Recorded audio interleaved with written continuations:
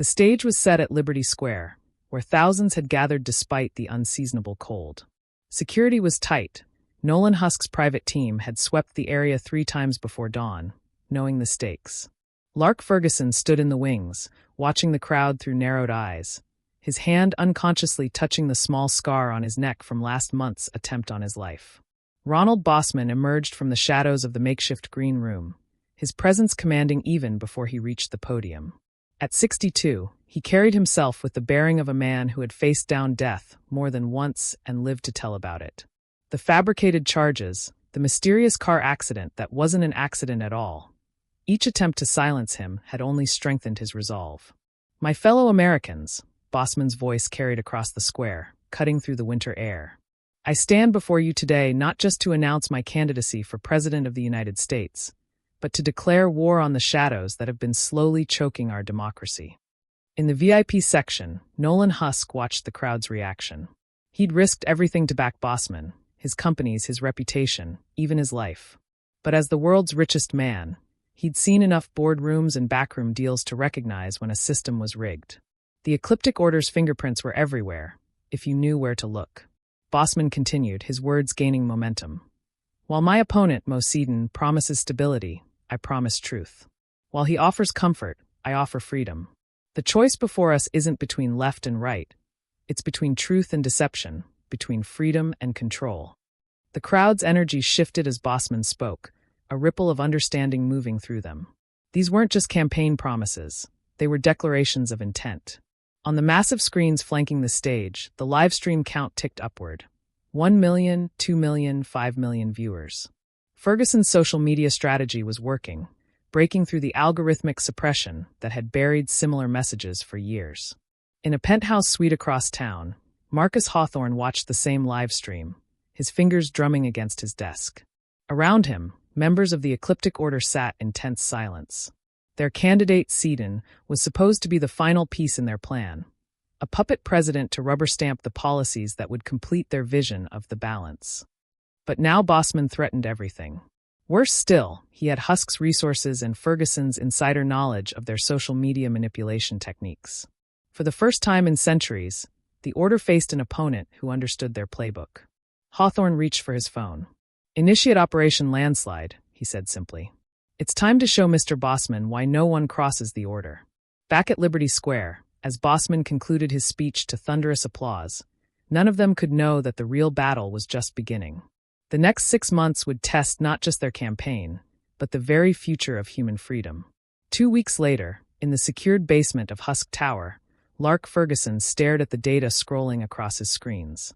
The private polling numbers were clear. Seedon was trailing Bosman by double digits in every key demographic. But that wasn't the story being told to the public. "Look at this," Ferguson said, gesturing to Husk and Bosman. "Their internal metrics show Seedon underwater in every swing state. But turn on any major network." He switched on the wall of monitors. Each showed the same narrative. Seedon leading by comfortable margins, packed rallies, and enthusiastic supporters. The reality couldn't have been more different. Husk leaned forward, his expression grim. "They're shipping in paid actors. My security team identified the same faces at rallies in 3 different states. Professional crowd fillers, all on payroll through shell companies linked to the order." "And the polls?" Bosman asked, though he already knew the answer. "All manipulated," Ferguson replied. "The same 6 polling companies, all owned by subsidiaries of MediaCorp Global. And MediaCorp Global is controlled by Barry Link," Husk finished. "The order's banking arm." But the manufactured polls and fake crowds were just the beginning. Through encrypted channels, they'd intercepted communications about Operation Landslide, the order's master plan for Election Day. Warehouses in key districts were being prepared. Printing facilities were running night shifts. The very mechanism of democracy was being subverted. "They're planning to flood the system," Ferguson explained. "Fake ballots, compromised voting machines, paid vote harvesters. They'll create just enough chaos to make the fake votes look legitimate." Bosman's jaw tightened. "Can we stop it?" Husk smiled for the first time that day. "We're already working on it. Remember Julie Sanger's Dead Man Switch? She didn't just document their migration schemes. She had evidence of their election interference dating back decades. We released that 2 weeks before Election Day, and And we forced them to either back down or show their hand, Ferguson finished. Either way, the public sees the truth. 3 days before the election, Mac Gould's livestream broke all previous records. His familiar gaming setup had been transformed into a command center, multiple screens displaying election protocols and voting regulations behind him.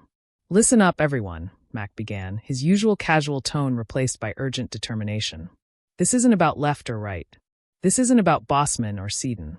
This is about protecting our right to choose our own future. We've got evidence of planned voter fraud on a massive scale, and we need your help to stop it." Lark Ferguson had crafted the message carefully, ensuring it would slip past the order's algorithmic censors. Instead of direct accusations, they focused on education, teaching people exactly what to watch for and how to document it legally. "If you see buses arriving at multiple polling locations with the same people, document it," Mac continued. "Get video if you can do so legally.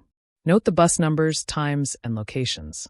We've set up a secure reporting system that will send alerts directly to law enforcement and election officials who aren't compromised." Nolan Husk had ensured they had support in key positions. Over the past months, he'd quietly built relationships with principled judges, police chiefs, and election officials across the country. Each had been carefully vetted, their backgrounds checked for any connection to the order. "We've developed an app," Ferguson announced, joining Mac's stream. "It's called VoteGuard.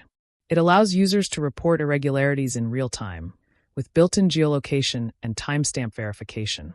Every report is simultaneously sent to multiple trusted authorities."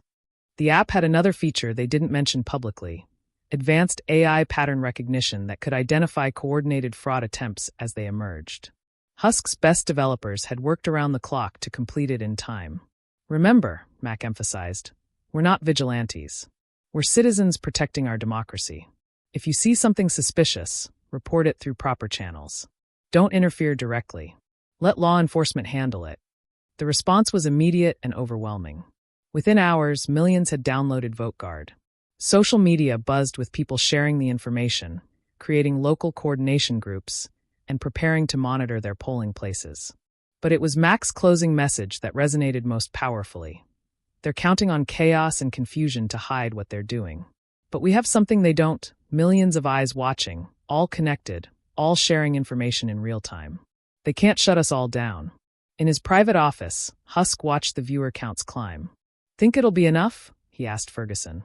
Ferguson nodded slowly. "The order's used to operating in shadows. This much sunlight?